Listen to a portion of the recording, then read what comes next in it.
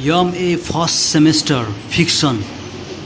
In the very beginning, I'm going to tell about the fiction, fact and truth. Fiction is made of story. It is a story created by imagination. Fiction, the word has come from fingere or Latin word which means to make or shape. It is often said that fiction is unread, false, because there are things not actually happened. Yet, it is true and real in the sense that those things are more probable to happen and exist in future. Fact is taken as truth. It has come from the Latin word facere, which means make or do. It is real. A thing that has been done and has happened really is fact. So, when we look for truth, we can find in fact and it lacks in fiction. Yet there is one ground in which truth or fact can be seen as unreal thing for the present time. In fact, something is supposed to have happened and there is no further existence. For example, the World War II has occurred. While reading, we suppose that the event has occurred because we were not directly and really present in that war.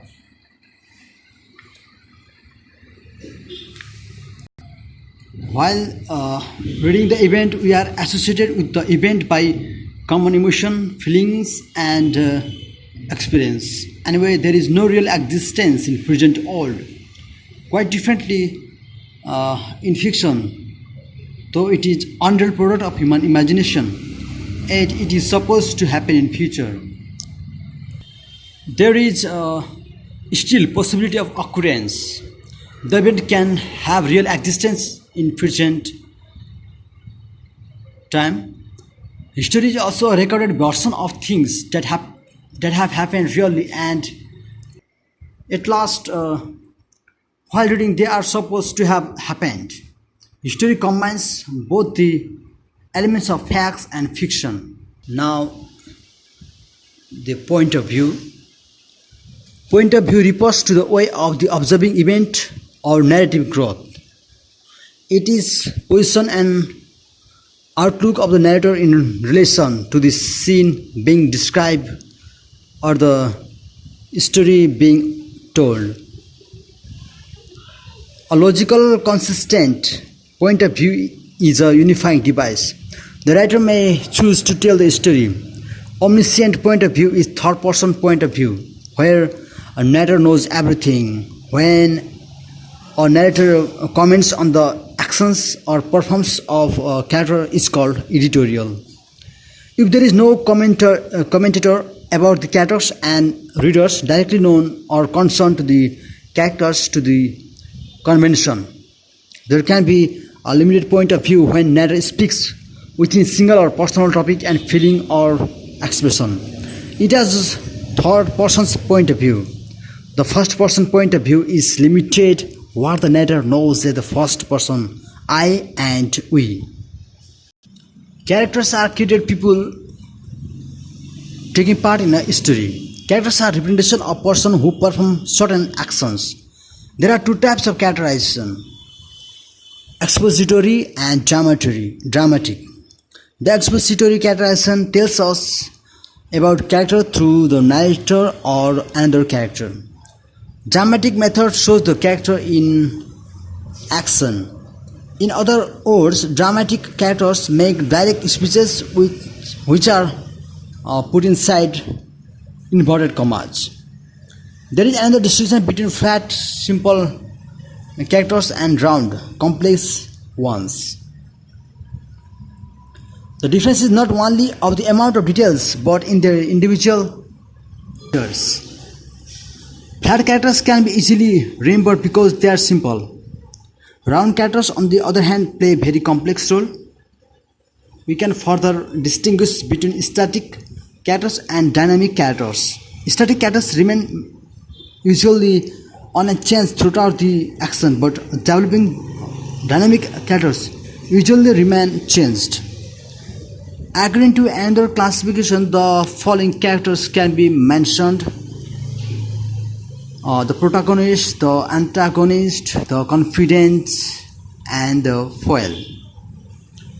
Here, the protagonist is usually the hero. He is central pole, pivot around which all characters move. On many occasions, we identify with the protagonist, which is known as empathy.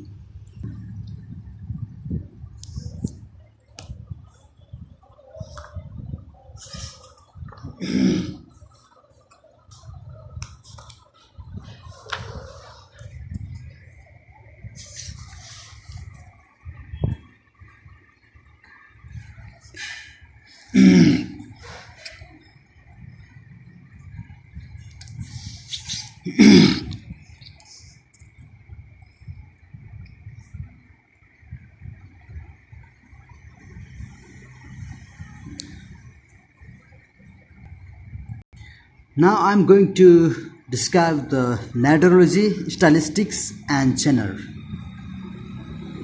The first is narratology.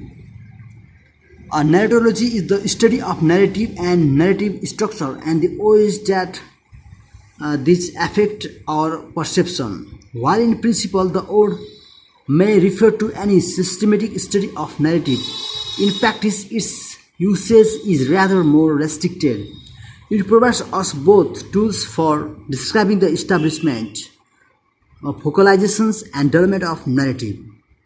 The study of narrative is particularly important since our ordering of time and space in narrative forms constitutes one of the primary ways we construct meaning in general. Now the stylistics. The study of the distinctive styles found in particular literary genres and in the works of an individual writer is known as stylistics. Now the genre. Genre is any form or type of communication in any mode, written, spoken, digital, artistic, etc., with socially agreed upon conventions developed over time. Genre is most popularly known as a category of literature, music, or other forms of art or entertainment, whether written or spoken, audio or visual. Based on some set of stylistic criteria, genres can be aesthetic, rhetorical, communicative, or functional. Genres formed by conventions that change over time as cultures invent new genres and discontinue the use of old ones. Often works fit into multiple genres by way of borrowing and combining these conventions. Stand-alone text, work, or pieces of communication may have individual styles, but genres are amalgams of these texts based on agreed upon or socially inferred conventions. Some genres have had rigid, strictly adhered to guidelines, while others may show great flexibility. The limits of formalism. Literary history, literature and history. Biography. Biography form of literature commonly considered non-fictional, the subject of which is the life of an individual. One of the oldest forms of literary expression, it seeks to recreate towards the life of a human being, as understood from the historical or personal perspective of the author, by drawing upon all available evidence, including that remained in memory as well as written, oral, pictorial material. Analysis. Analysis is the process of breaking complex topic or substance into smaller parts in order to gain a better understanding of it. The technique has been applied in the study of mathematics and logic since before Aristotle, 384 to 322 BC.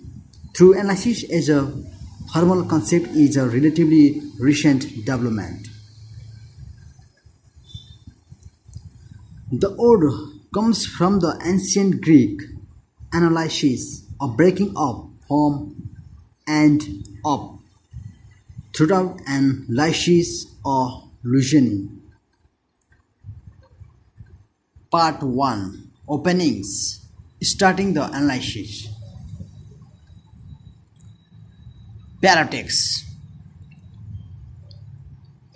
Paratext is a concept of literary interpretation. The main text published authors, example the story, non-fiction, description, poems, etc., is often surrounded by the other material supplied by the authors, editors, printers, and publishers, which is known as the paratext. These added elements form a frame for the main text and can change the reception of a text or its interpretation by the public. The concept of paradox is closely related to the concept of hypertext, which is the earlier text that serves as a source for the current text. Entering the novel, the incipit. The incipit of a text is the first few words of the text employed as an identifying label in a musical composition. An incipit is an initial sequence of notes having the same purpose. The word incipit comes from Latin and means it begins.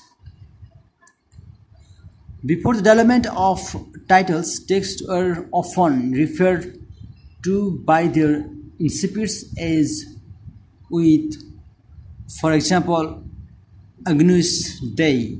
During the medieval period in Europe, incipits were often written in a different script or color from the rest of the work of which they were a part, and incipit pages might be heavily decorated with illumination. Through the word incipit is Latin, the practice of the incipit predates classical antiquity by several millennia and can be found in various parts of the world. Although not always called by the name of incipit today, the practice of referring to texts by their initial words remains commonplace. Opening the narrative. Studying the narratives, origin or in medias res. Orality, the traditional openings, personal pronouns, and narrators. First person narrative.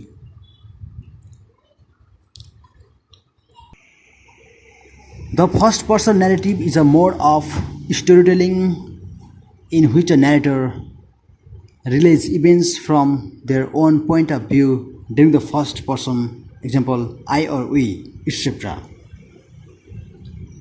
It may be narrated by a first person protagonist or other local focal character, first person retailer, first person witnesses, or first person peripheral, also called a peripheral narrator.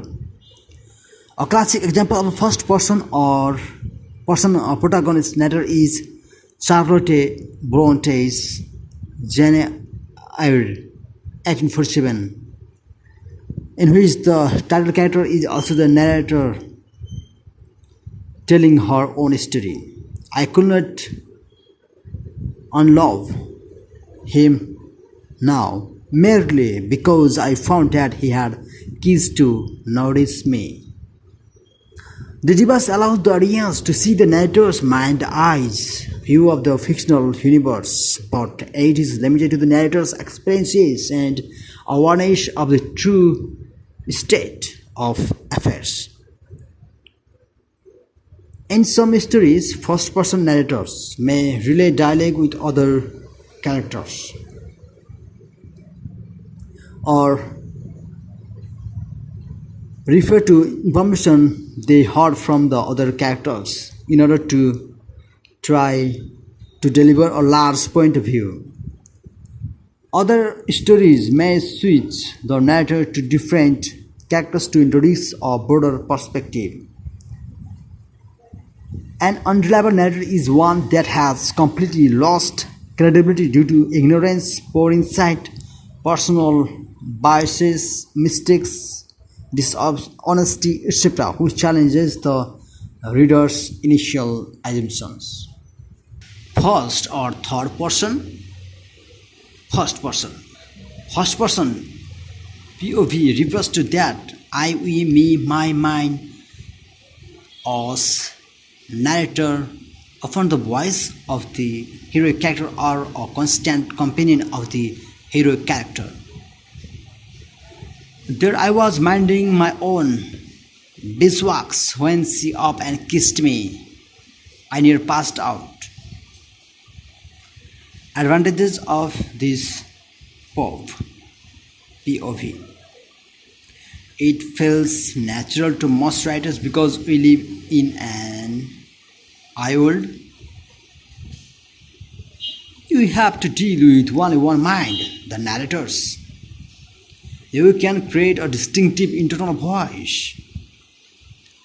You can add an element of craft by creating a narrator which is not entirely reliable. Disadvantages of this POV. You are limited to writing about what the narrator can see or sense. The narrator must constantly be on stage or observing the stage. And you can't go into the minds of other characters. Second person. The narrator, this POV is really successful and even then works best in shorter books. For an example of second person POV, check out J. McLenner's Bright Lights, Big City. But know that most publishing professionals advise against using this tricky approach. You are just standing there, so she comes along and kisses you and you nearly faint. Advantages of POV. It gives you the power to be different, even eccentric in the way you can speak to the reader so directly. Disadvantages of this POV. It begins to feel quickly whether you are reading it or writing it. It can say to a publishing professional, I am a J. McNarrally, knock off, reject me. Third person. The he, she, it, they, them, narrator. Third person is the most common POV in fiction. It offers a variety of possibilities for limiting omniscience, information that narrator and reader are privy to in the telling of the story. Third person, unlimited omniscience. In this POV, the author enters the mind of any character to transport readers to any setting or action. He stood stiff as a fence post, watching her come his way. What did she want? He wondered. She had decided to kiss him, no matter what. So she did. She could see the effect of her kiss. At once, he nearly fell over. Disadvantages of POV. It can enrich your novel with contrasting viewpoints. Both you and your reader can take a breath of fresh air as you see it from one character's POV to another's. You can broaden the scope of your story as you move between settings and from conflicting points of view. Disadvantages of this POV. You can confuse yourself and the reader unless every voice is distinctive. You can diffuse the flow of your story by switching the POV too often. Notice how the last passage about the keys sorts you from one POV to other. Third point, it's easy to get lazy and begin narrating as the narrator, as the author, instead of as one of your characters. Third person limited omniscience. The author enters the mind of just a few characters, usually one per chapter or scene. He stood stiff as a fence post, watching her come his way. What did she want? You wonder as she approached. Then he saw the determination in her face. Good crackers.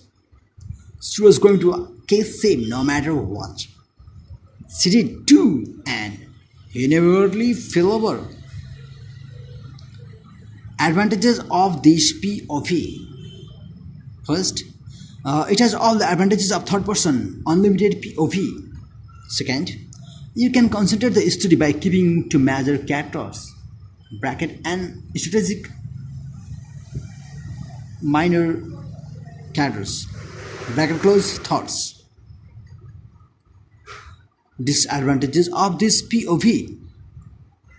There aren't any really. By imposing POV discipline, you minimize the downsides of unlimited omniscience. Thanks a lot.